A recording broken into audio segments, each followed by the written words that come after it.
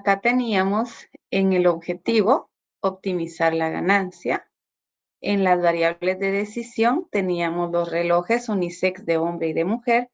Y en las restricciones, las horas semanales para ensamble, para inspección y empaque y la condición que no se deben de producir más de 100 relojes.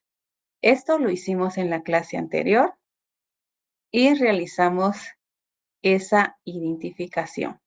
¿Cuántas variables tiene el problema? 3. 3 variables. ¿Y qué método utilizaríamos entonces para resolverlo? Simplex. Correcto, el método simplex. Les he indicado en clases anteriores que para poder realizar cualquier problema de programación lineal, tenemos que desarrollar 4 pasos. Primero, identificar el objetivo, las variables, las restricciones. Segundo, el planteamiento. Tercero, las restricciones. Y cuarto, plantear la función objetivo. Realicemos esos 4 pasos con este problema, por favor. Les voy a proyectar acá el texto para que hagan el paso 2, el paso 3 y el paso 4. Vamos a dar aproximadamente 5 minutos para que realicen paso 2, 3 y 4. ¿Está clara la instrucción? Sí, licenciada. Bien, trabajemos entonces, por favor.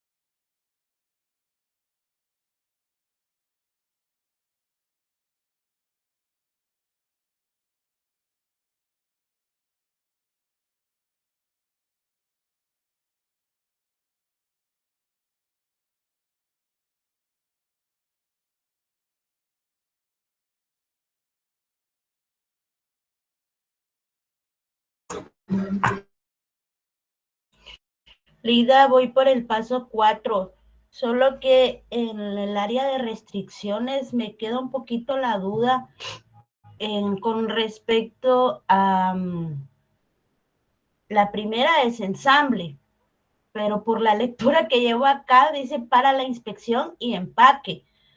Ahí yo no sé si tomarlo eso por separado, una inspección y 2 empaque, porque aparte en la pregunta hasta abajo dice, además se sabe que no se debe de producir más de 100 relojes. Entonces eso me confunde un poquito con respecto a definir o de identificar las restricciones, Ligda. Sí, lo que sucede es de que acá le dice que la empresa cuenta con 240 horas para la inspección y empaque. Esos dos van juntos. ¿Por qué razón? Porque no nos da 2 valores. Si nos diera 2 valores diferentes, ahí sí pudiéramos haber separado la inspección del empaque. Pero acá no, solo nos dice 240 horas para la inspección y el empaque. Entonces, estas 240 horas es para las 2 actividades. Es una sola restricción. Ah, ya, excelente tip, Ligda, gracias, porque eso sí no me había fijado en ese dato. Gracias, Ligda. Para servirle.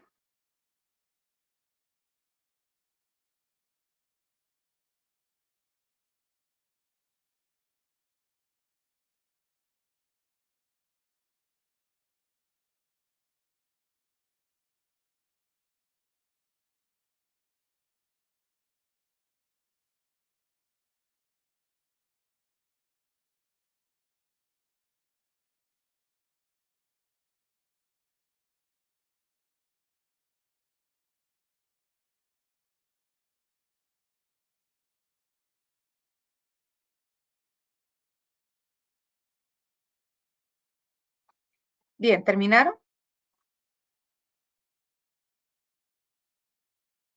Vamos a revisar. Para quienes ya terminaron, voy a quitar el texto de pantalla. Después de identificar el objetivo, las variables y las restricciones, vamos al paso 2, que es el planteamiento.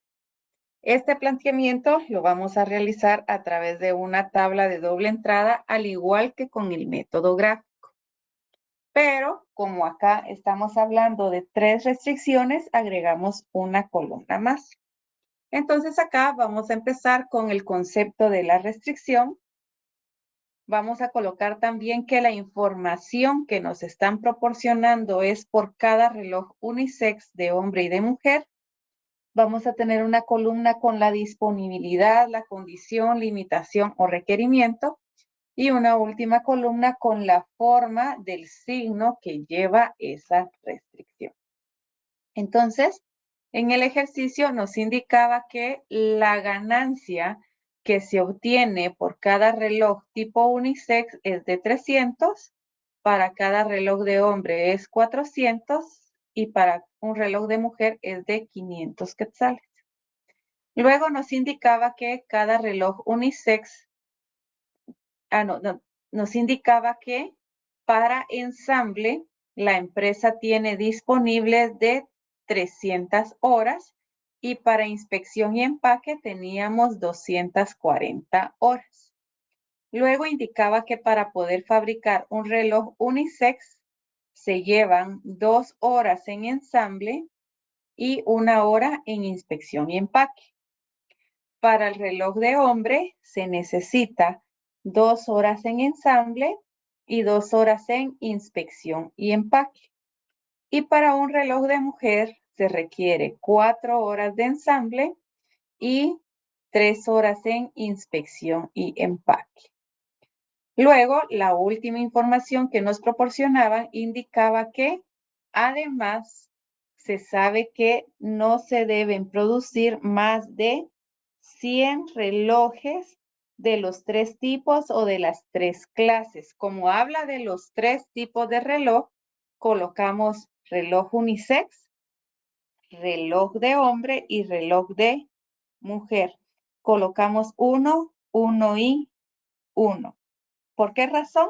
Porque estamos hablando de que la producción en su conjunto de los 3 tipos de relojes no tiene que ser mayor que 100. Si nos hubiese dicho solamente reloj de hombre y de mujer, colocamos en hombre 1, mujer 1 y en unisex 0. Y después, para poder completar este planteamiento, solo nos hace falta colocar el signo. ¿Qué signo colocar? Para la primera restricción, menor o igual, menor o igual. Para la segunda restricción Menor o igual. Menor igual. y para la tercera igual, y menor o igual que. Y ahí tenemos completo nuestro planteamiento. ¿Lo realizaron de esa manera?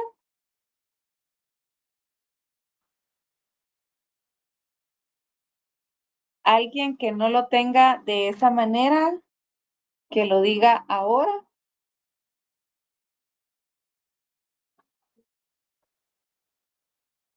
Sí, Eduardo. Leida, yo tengo una duda. En producción total, ahí en el último requerimiento decía que eran 100 unidades, pero la disponibilidad son 300 horas. ¿Por qué se pone eso como una variable en horas? No, porque le dice, voy a regresar a la redacción. Le dice que la empresa cuenta con 300 horas semanales para ensamble. Entonces usted viene a su planteamiento y en ensamble coloca las 300 horas. ¿Sí? Sí. Y toda la información que tiene en la fila de ensamble son horas. 2 horas para ensamblar un reloj unisex, 2 horas para ensamblar un reloj de hombre, 4 horas para ensamblar un reloj de mujer. Pero en la última, no estamos hablando de horas, estas son 100 unidades. Entonces acá tenemos unidades de unisex, unidades de hombre y unidades de mujer. Las dos primeras restricciones son en horas. 300 horas, 240 horas y toda la información que tenemos acá es en horas. Pero la última está en unidades. Les ponía un ejemplo de producir un pastel. La primera restricción puede ser litros porque estamos hablando de leche. La segunda restricción puede ser unidades si estamos hablando de huevos. La tercera restricción puede ser de kilos si estamos hablando de harina o de azúcar. Otra cuarta unidad pueden ser vasos, por ejemplo, y así sucesivamente cada fila, cada restricción tiene su propia unidad de medida. ¿A eso se refería, compañero? Sí, Ligda, ya me quedó claro, gracias. ¿Sí? Bien. Licenciada, ¿Alguien más? buenas noches. Solo Sí, Ruth. pudiera, quiero tomarle una foto al planteamiento. ¿Al cual? ¿A este, Ruth? A esa, licenciada, gracias. Muy bien. ¿Madeline? Licenciada, yo la verdad no entiendo muy bien dónde explica la producción, dónde está producción total, dónde está 1, 1 y 1. Acá en pantalla nos indica, además se sabe que no se deben producir más de 100 relojes. ¿Y qué dice después de la coma? Sumando las 3 clases. No se deben producir más de 100 relojes sumando las 3 clases. Esa información la pasamos al planteamiento. Dice, no se deben producir más de 100 relojes. Tenemos el 100. ¿Qué signo? Menor o igual que. Pero dice, no se deben producir más de 100 relojes. ¿De cuántas clases? De las 3. Unisex, entonces es como que colocáramos acá X sub 1 de hombre, X sub 2 porque no sabemos. Entonces colocamos X sub 2 y de mujer, X sub 3. Pero usted sabe que cada variable tiene acompañada o viene con un coeficiente. ¿Cuál es el coeficiente de X sub 1, X sub 2 y X sub 3? El 1. 1. 1. Entonces, 1 de X sub 1, 1 de X sub 2, 1 de X sub 3. Por esa razón es que en el planteamiento solo colocamos 1, 1 en las 3 casillas. ¿Y por qué en las 3? Porque nos dice sumando los 3 tipos o de los 3 tipos. Si en dado caso nos hubiera dicho que la producción no puede ser de más de 100 relojes de reloj unisex y de mujer, ahí colocamos 1, 1 y en hombre, ¿qué colocamos? 0. Gracias, licenciada. ¿Sí, Giovanni? Licenciada, disculpe, tengo una duda. Si en el caso supuesto de que, por ejemplo, la producción total solo dijera, en este caso, 100 de mujer y no nos diera la disponibilidad, no sé si me entiende más o menos la pregunta. ¿Cómo así? ¿Otra vez repita? Por ejemplo, en la producción total solo nos diera la producción mujer, en este caso, de 100, pero no nos da el total de la disponibilidad. El 100 va a ser su disponibilidad y Pero coloca 100 X aquí. sub 1. X sub 1 aquí.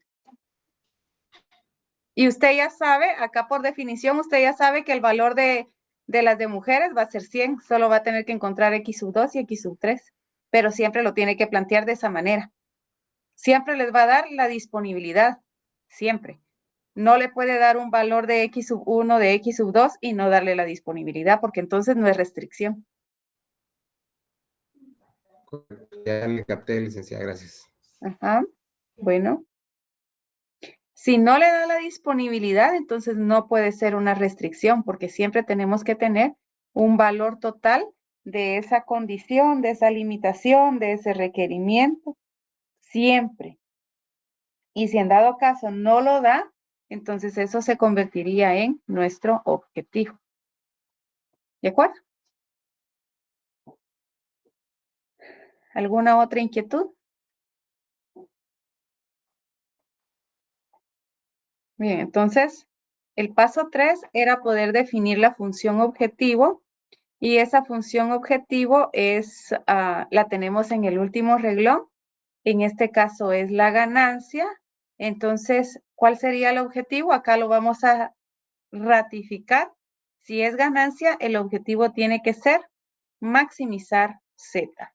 Y eso va a ser igual a 300 de X sub 1 más 400 de X sub 2 más 500 de X sub 3. ¿Así definieron la función objetivo?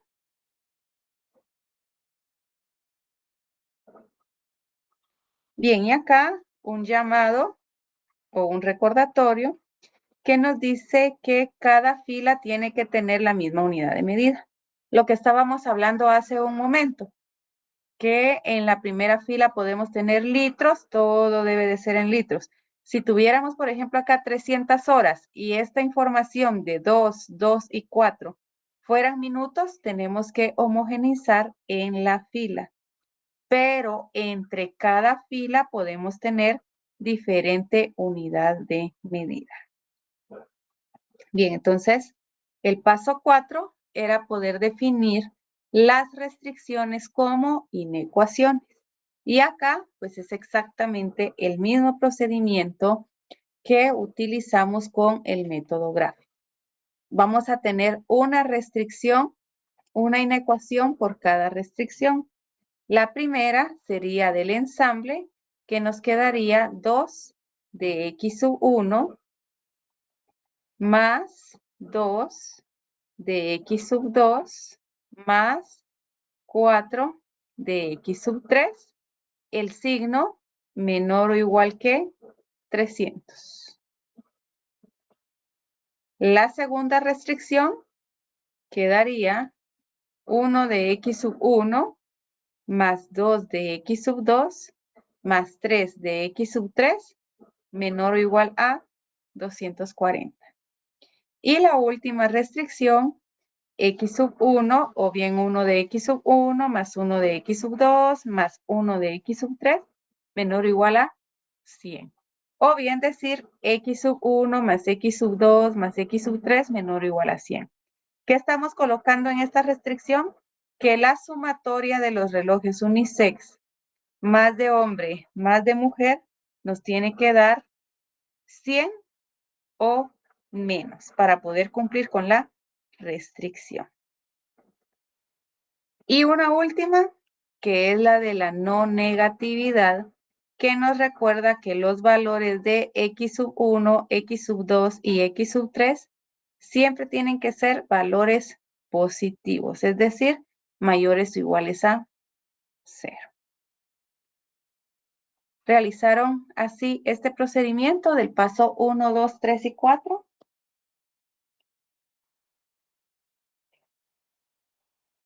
Con eso garantizamos prácticamente el éxito de nuestro ejercicio, siempre y cuando realicemos de manera adecuada cada uno de los cálculos. ¿Qué método es el que vamos a utilizar para poder resolverlo? Simplex.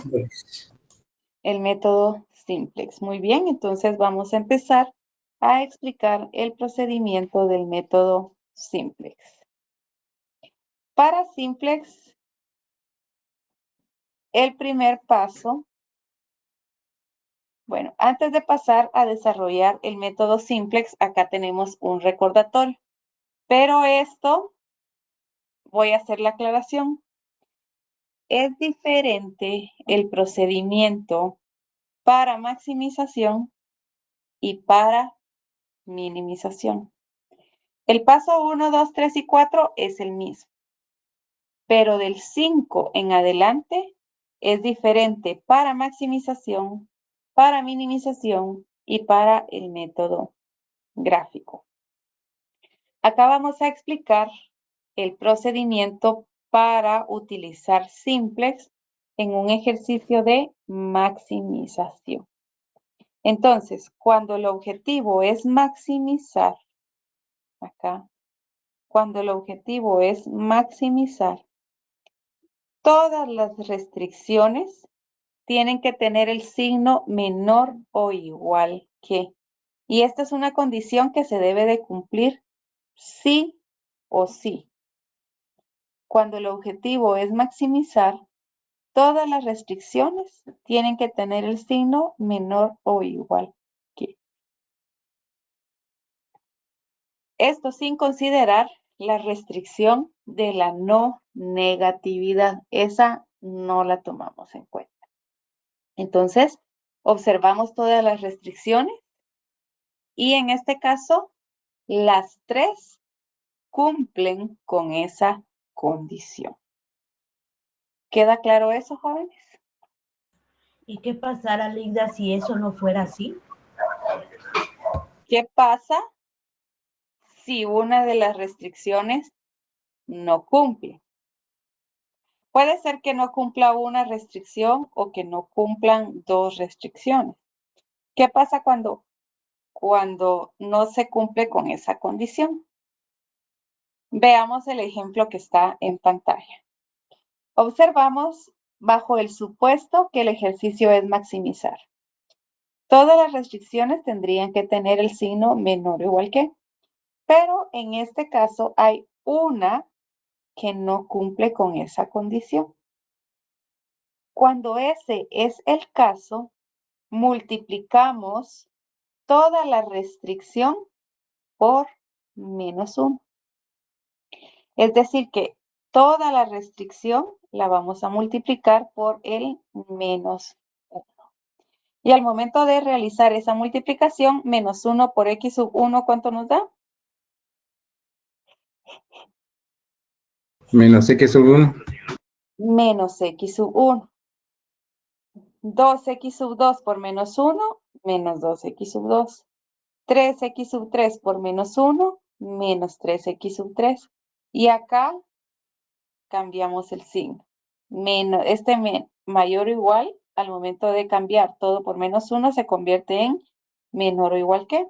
Y 240 por -1 nos da -240.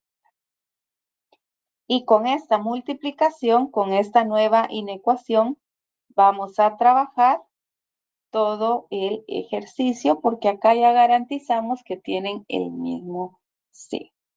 ¿Queda claro eso? Sí. Sí, Ligda. Puede ser que una restricción no cumpla y en algunos casos que 2 restricciones no cumplan, pero esto es en algunos casos. Si en algún ejercicio ustedes encuentran que las 3 restricciones no cumplen, yo les sugiero que mejor revisen su objetivo porque no puede ser que las 3 restricciones no cumplan. Si es así, puede ser que su objetivo esté erróneo, que ustedes estén minimizando y el ejercicio sea maximizar, por ejemplo. ¿De acuerdo? ¿Alguna inquietud?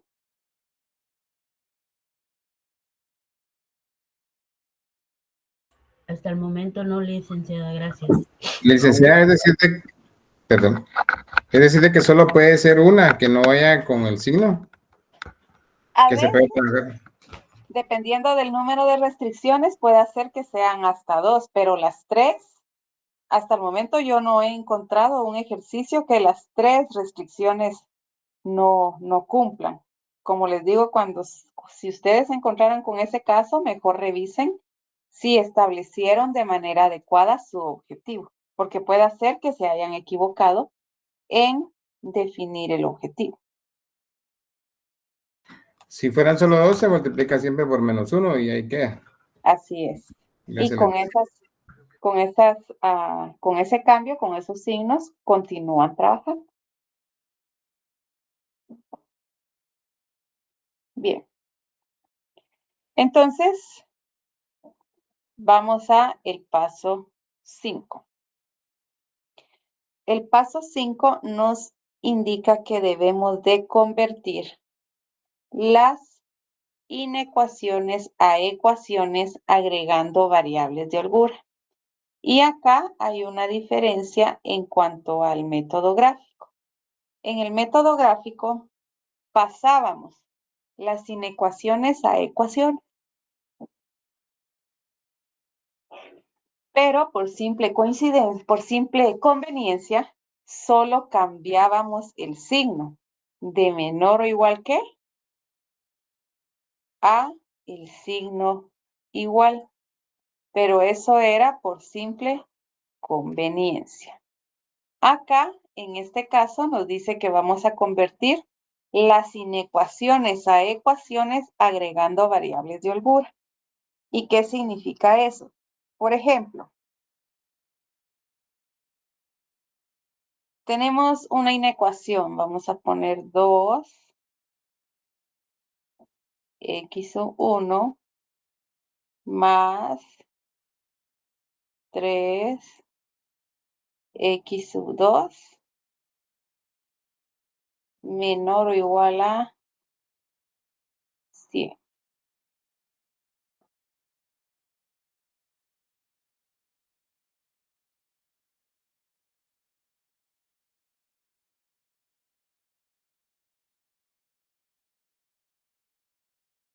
Acá tenemos una inecuación.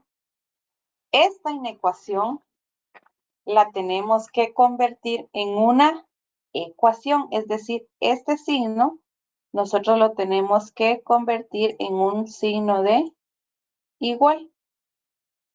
Pero para que eso suceda, esto lo vamos a realizar matemáticamente.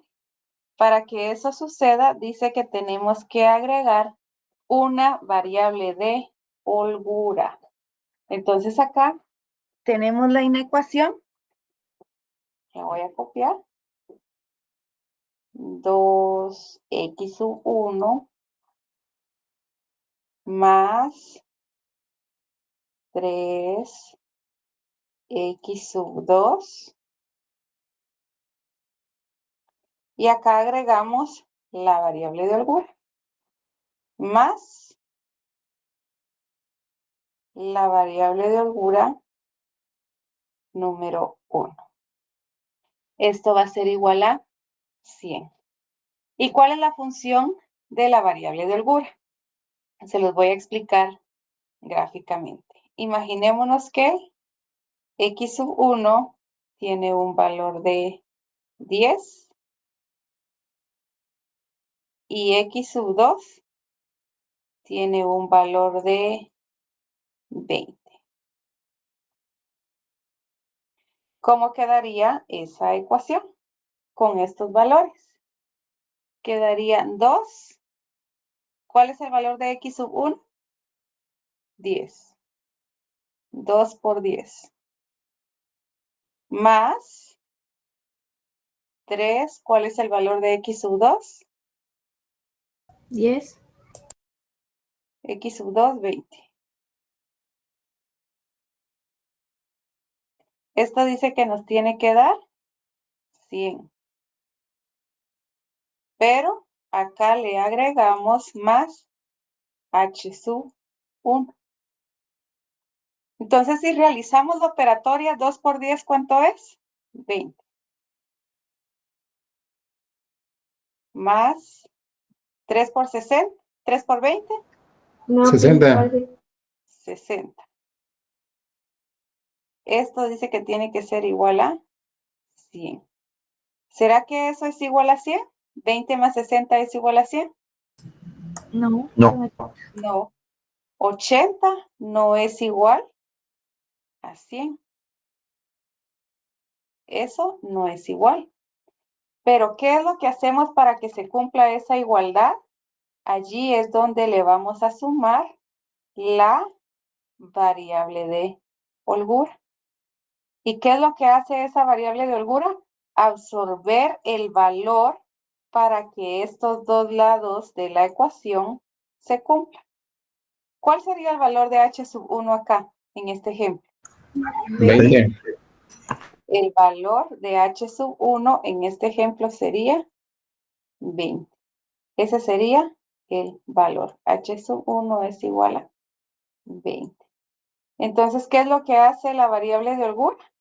La variable de holgura lo que hace es absorber la diferencia para que ambos lados de la igualdad se cumplan. ¿Queda claro de qué es una variable de holgura? ¿Sí? Sí, licenciada. Entonces, este procedimiento es el que debemos de realizar. Bueno, no es un procedimiento, sino solamente agregar la variable de holgura es lo que tenemos que hacer en el paso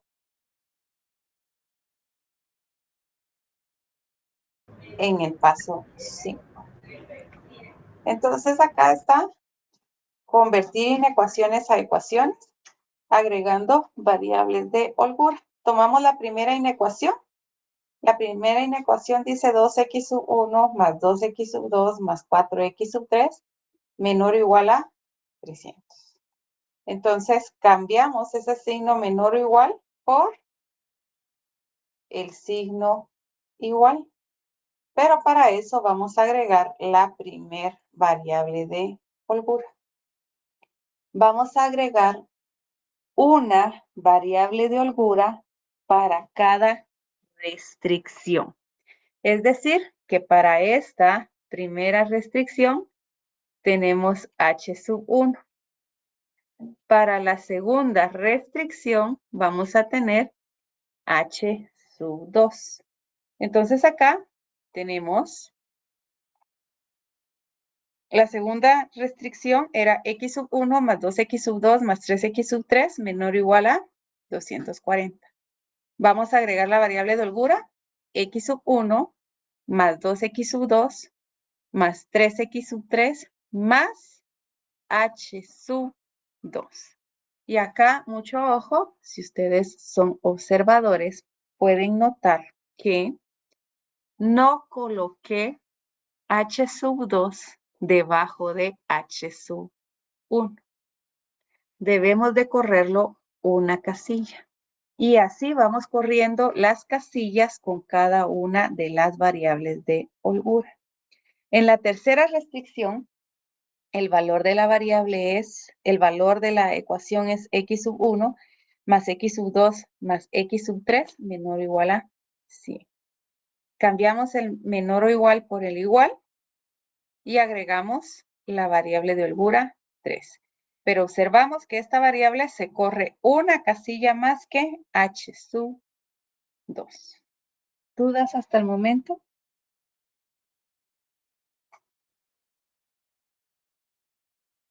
Pregunto. ¿No hay dudas? Lida, ¿por qué se da ese distanciamiento entre una y otra? Ahora les voy a explicar.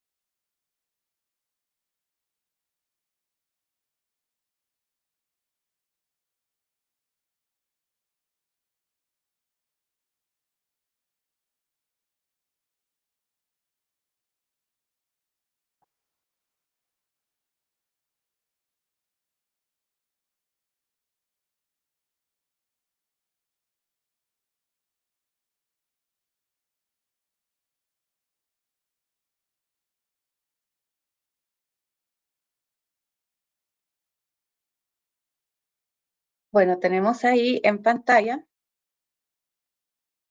las inecuaciones y las variables. Cada variable ocupa una posición. Por ejemplo, en esta columna tenemos x sub 1 y tenemos todas las variables de x sub 1. En esta otra columna tenemos x sub 2, x sub 3. Y esa misma lógica es la que tenemos que usar para las variables de holgura. No podemos colocar una variable debajo de otra porque tienen diferente valor. Vamos a tener en la primera columna la variable de holgura 1, en la segunda columna la variable de holgura 2 y en la tercera columna la variable de holgura 3. Y si tuviéramos más restricciones, vamos a tener otra columna con la variable de holgura 4 y así sucesivamente. Entonces, por esa razón es que debemos de correr una casilla cada una de las variables de holgura. ¿Queda claro? Sí, Ligda. O sea, Entonces, continuamos con el ejercicio. El siguiente paso, el paso 6, nos indica que tenemos que igualar la función objetivo a 0. ¿Cuál es la función objetivo?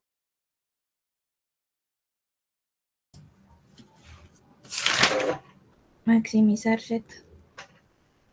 Maximizar Z. Función objetivo maximizar Z es igual a 300 de x sub 1 más 400 de x sub 2 más 500 de x sub 3.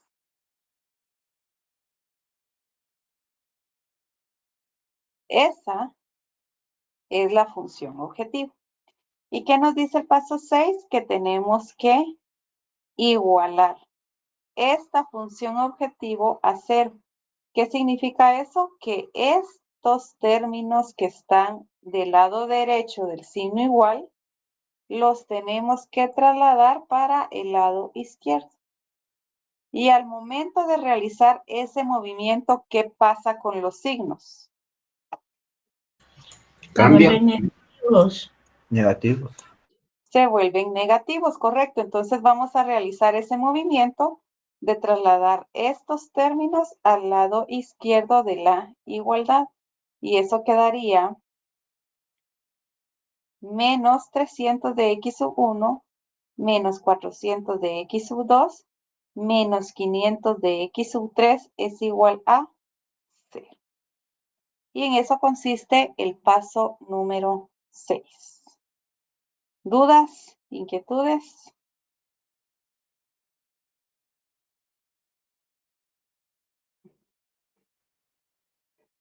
¿No? ¿Está No, claro Ligda. el paso 6? Bien. Creo que no, Ligda, gracias.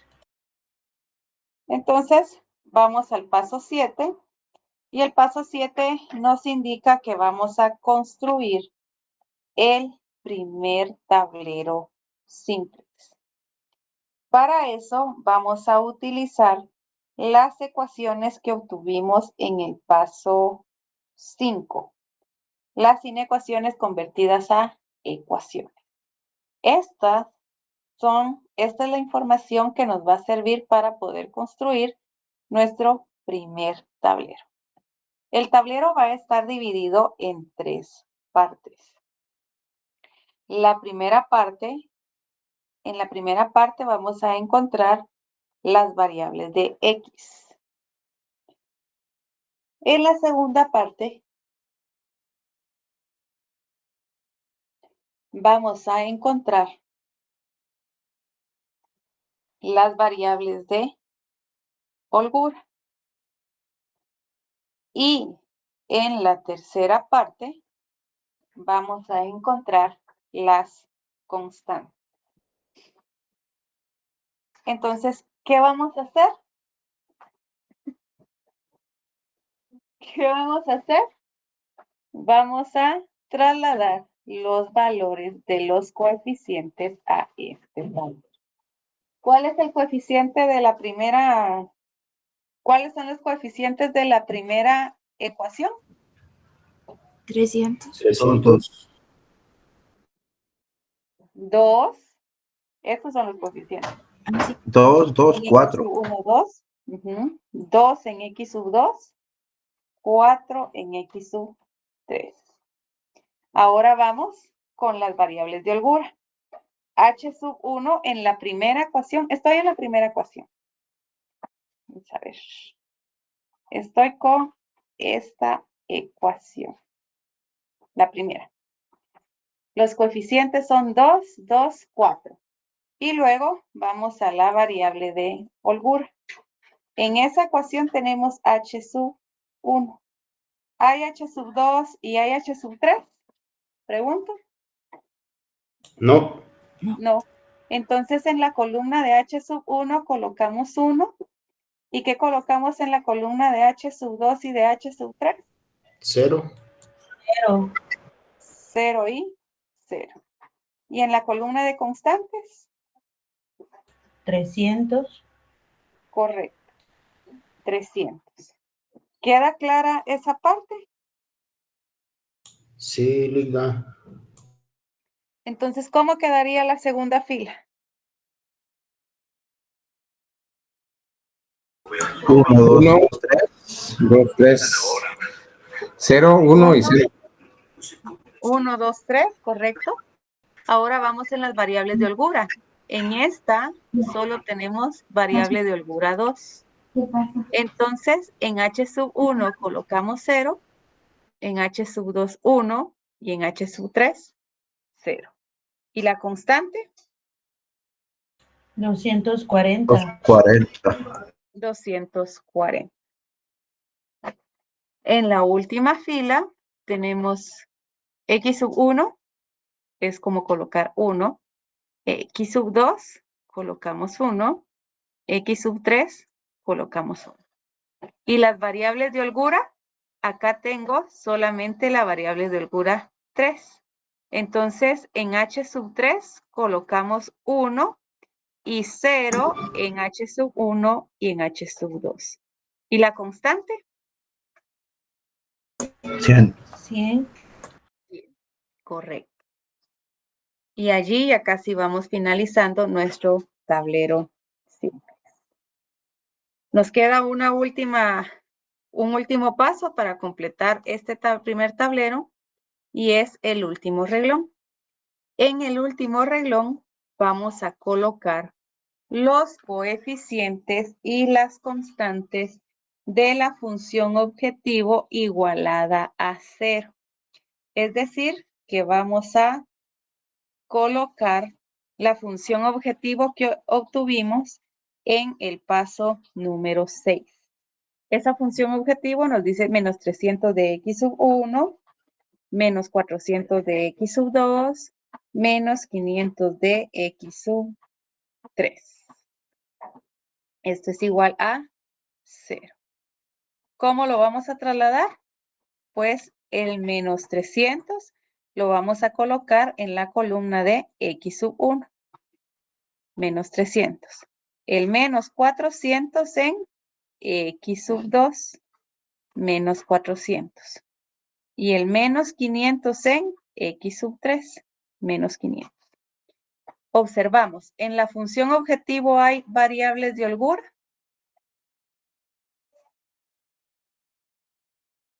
¿Tenemos No. variables de holgura en la función objetivo? No. No, por supuesto que no. Entonces colocamos 0, 0 y 0. ¿Y la constante? 0. Correcto. 0. Y ahí tenemos nuestro primer tablero simple. ¿Inquietudes hasta el momento?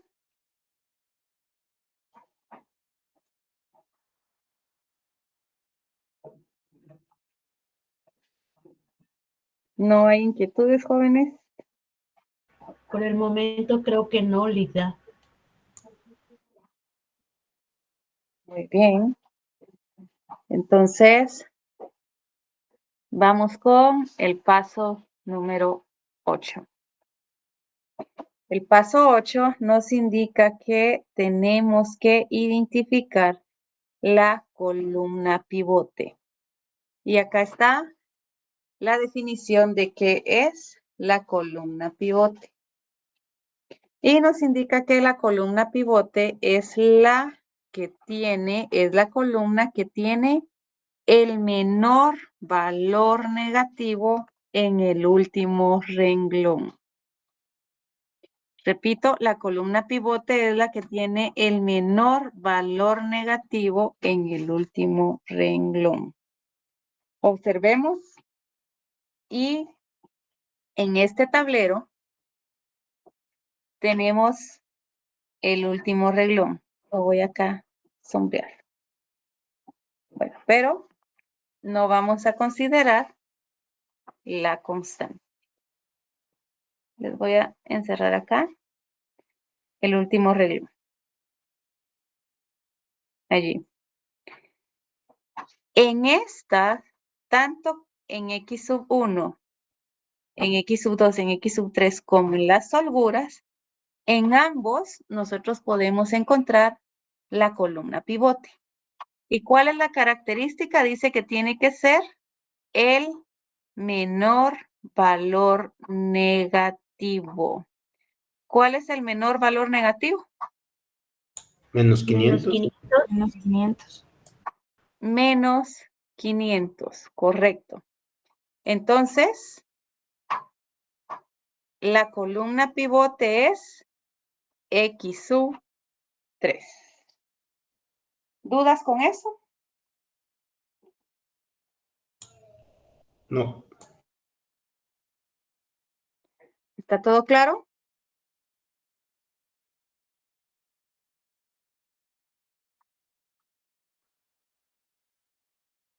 ¿Seguros? Porque esto es clave. Identificar la columna pivote es clave.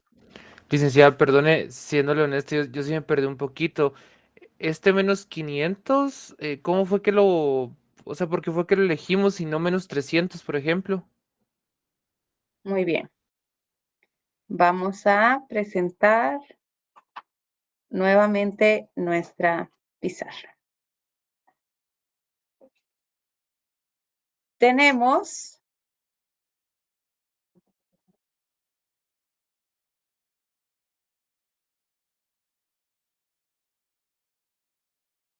la recta de los números reales. Tenemos el 0 como límite y tenemos hacia la derecha infinito positivo y hacia la izquierda tenemos el infinito negativo, ¿correcto? Entonces, voy a alargar acá.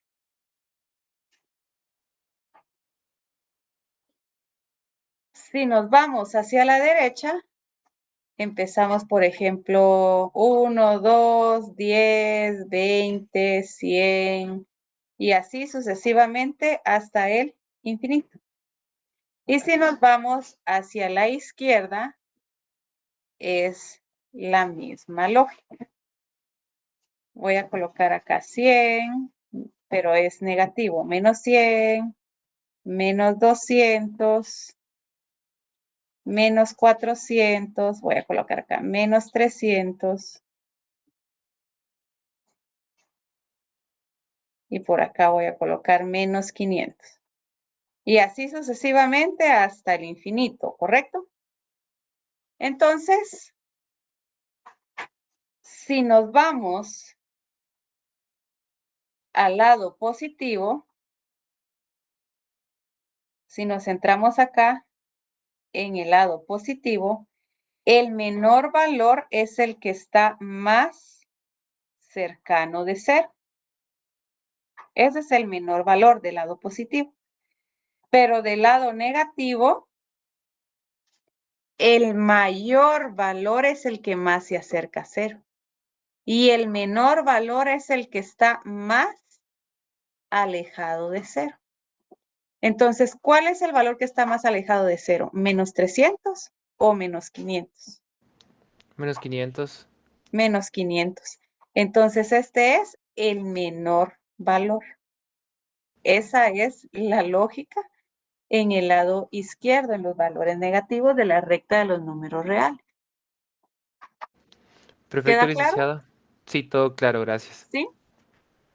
Bien, entonces,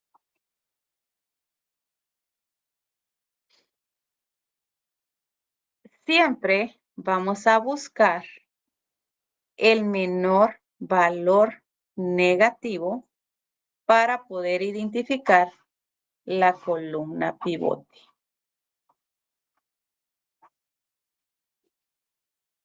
Ahora voy a regresar a la presentación.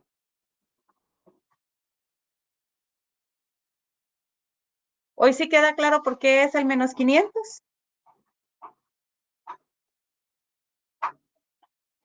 ¿Sí? Bien, entonces continuamos.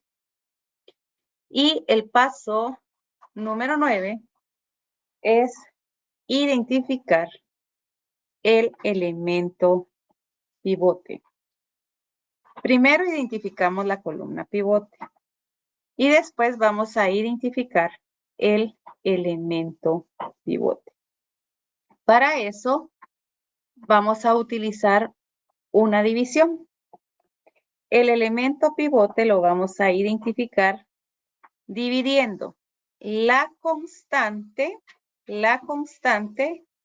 dentro del valor de la columna pivote. Eso significa que vamos a dividir la primera constante, que es 300, dentro de el valor que tenemos en la misma fila de la columna pivote. En este caso es 4. Y dividimos 300 dentro de 4. ¿Y eso cuánto nos da como resultado?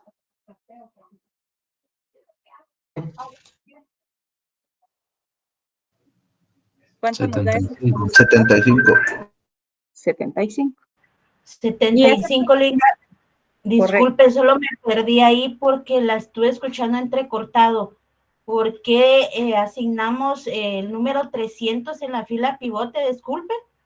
Porque no, voy a repetir, para encontrar el elemento pivote tenemos que utilizar esta fórmula, dividir la constante dentro del valor de la columna pivote.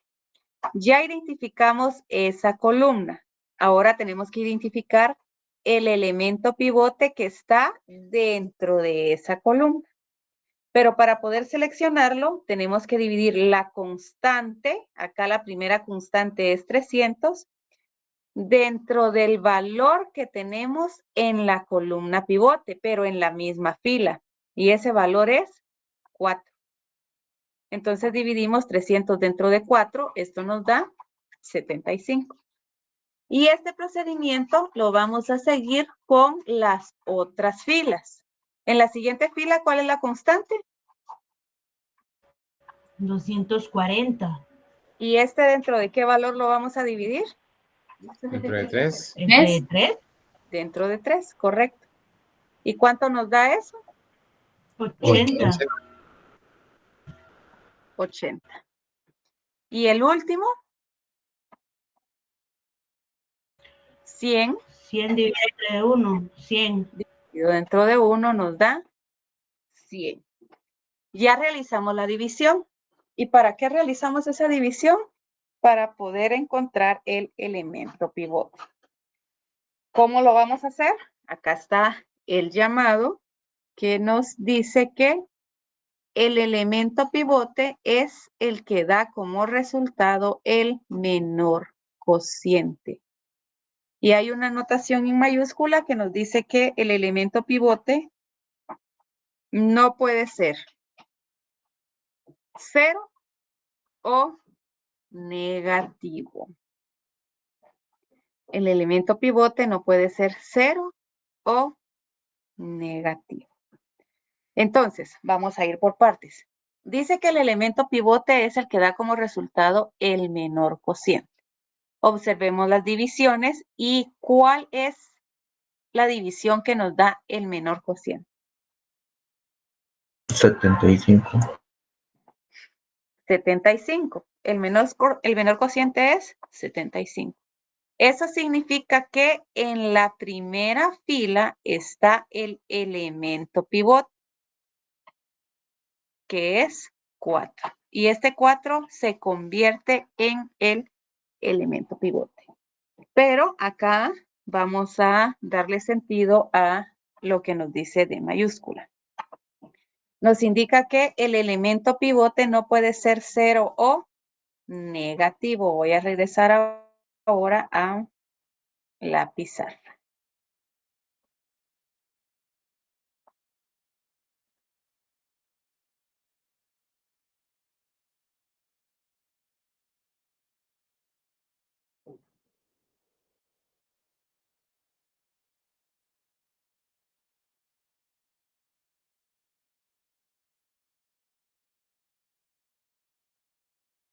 Tenemos acá en pantalla el primer tablero simplex.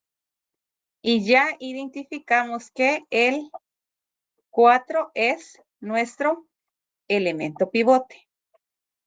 Pero, ¿qué nos dice en el texto? En el texto nos dice que el elemento pivote no puede ser 0 o un número negativo. Significa que, por ejemplo, si aquí tuviéramos menos 4, para poder encontrar el elemento pivote, nosotros tenemos que dividir la constante dentro de ese valor. Pero si observamos que tiene un número negativo, ni siquiera hacemos la división. Ni siquiera la tenemos que hacer. Solamente venimos y decimos acá, vamos a colocar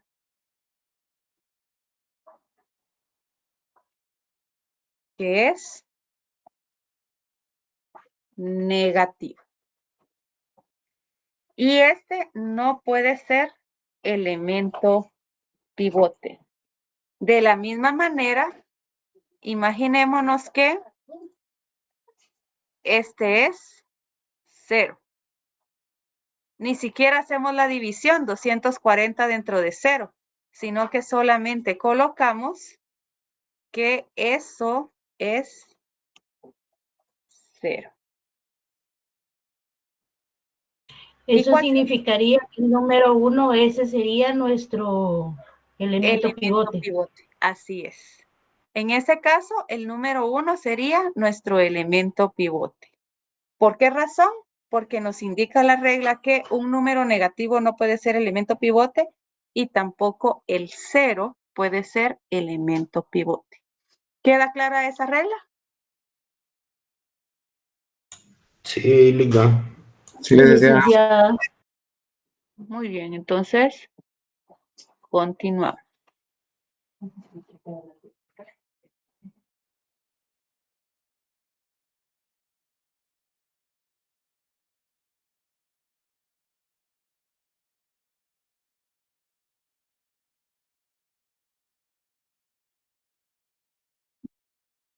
Bien. Entonces acá nuestro elemento pivote es el 4. El siguiente paso, el paso 10, nos dice convertir en 1 el elemento pivote y en 0 el resto de elementos de la misma columna. ¿Esto se les hace familiar? ¿Este paso? Gauss. Gauss. Correcto. Gauss. ¿Se dan cuenta por qué les indicaba desde que les hablé de Gauss?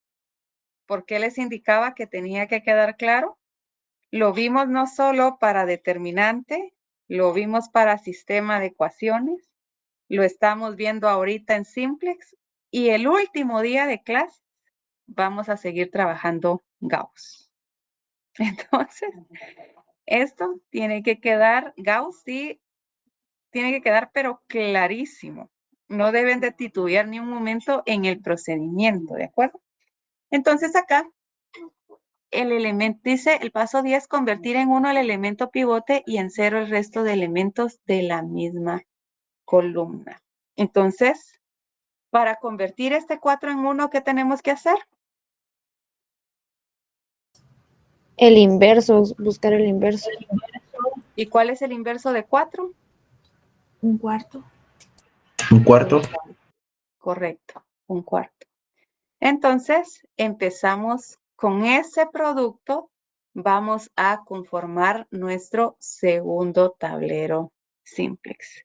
Y empezamos. 1/4 por 2. ¿Cuánto es?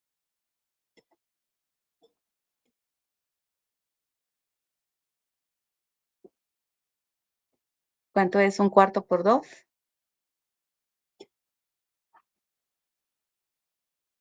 1/2. 1/2. 1/4 por 2. 1/2. 1/2. 1/4 por 4. 1. 1. 1. 1/4 por 1. 1/4. 1/4 por 0. 0. 1/4 por 0. 0. Y 1/4 por 300. 75. 75. Ya convertimos el 4, que era el elemento pivote, en 1. Ahora debemos de convertir en 0 el resto de elementos de esa columna. Y empezamos por el 3. Para eso vamos a multiplicar esta fila pivote por ese valor, cambiándole el signo. Y este diríamos menos 3.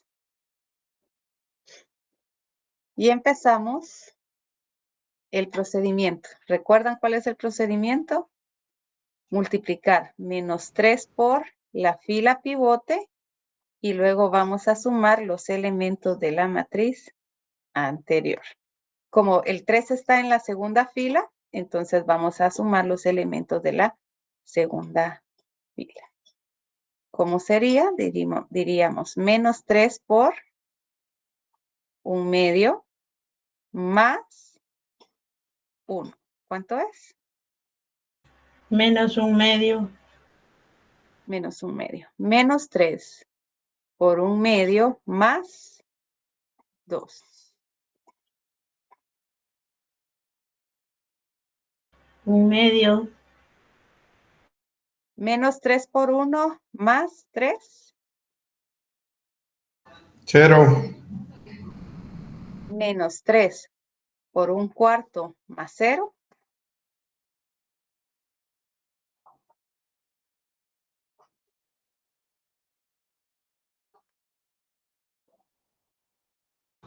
Menos 3 Menos cuartos. 3 cuartos. Menos 3 por 0 más 1.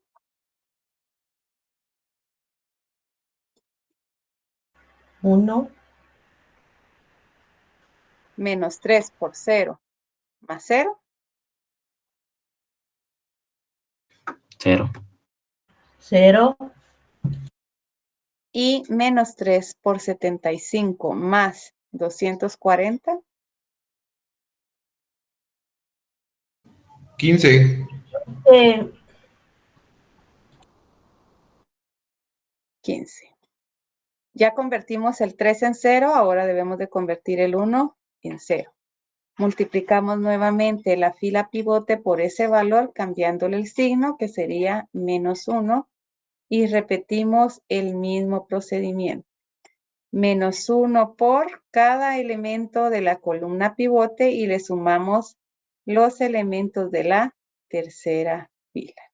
Menos 1 por 1/2 más 1. 1/2. Menos 1 por 1/2 más 1. 1/2. 1/2. Menos 1 por 1 más 1. 0. Menos 1 por 1/4 más 0. Menos 1/4. Menos 1 por 0 más 0. 0. Menos 1 por 0 más 1, 1. menos 1 por 75 más 100, 25. 25. Bien, ya convertimos el 1 en 0. ¿Qué elemento nos falta convertir en 0? 500. Menos 500. Por lo tanto, multiplicamos la fila por 500 positivo. Y entonces, empezamos a multiplicar. Nuevamente, el mismo procedimiento. 500 positivo por cada elemento de la fila pivote y sumamos los valores del último renglón. 500 por 1/2 más menos 300. Menos 50. 500 por 1/2 más menos 400. Menos 150. 500 por 1 más menos 500.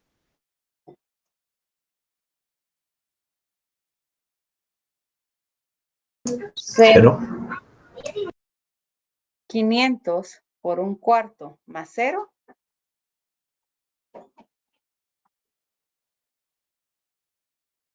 0. 125. 500 por 0 más 0. 0. 500 por 0 más 0. 0. Y 500 por 75 más 0. 37.500. 37.500. Y ahí terminamos con el paso número 10. El paso número, ¿dudas hasta el momento? No, Liga. El paso número 11 nos dice lo siguiente. Repetir los pasos del 8 en adelante hasta encontrar el tablero óptimo. ¿Cuál es el paso 8? Regresen a sus apuntes. ¿Cuál es el paso 8? Identificar columna pivote. Identificar columna pivote, identificar el elemento pivote, convertir en 1 el elemento pivote y en 0 el resto de elementos de la misma columna y repetir los pasos nuevamente hasta encontrar el tablero óptimo. ¿Y cuál es el tablero óptimo? El tablero óptimo es aquel en el cual en el último renglón, acá, no tenemos valores negativos. Ese es nuestro tablero óptimo. Eso significa que este procedimiento lo tenemos que repetir 1, 2, 3, 4, hasta 10 veces hasta que encontremos nuestro tablero óptimo. Entonces, es un ejercicio bastante laborioso. Y si, bueno, más adelante ustedes se van a dar cuenta, si no les cuadra con las restricciones, encontrar el error es una casi que misión imposible. Es mejor que si tienen un error, empiecen a realizar el ejercicio de 0, a tratar de encontrar un error en cada uno de estos tableros. Entonces, no los voy a asustar, lo vamos a dejar acá para ir por partes y continuamos la próxima semana. Creo que el día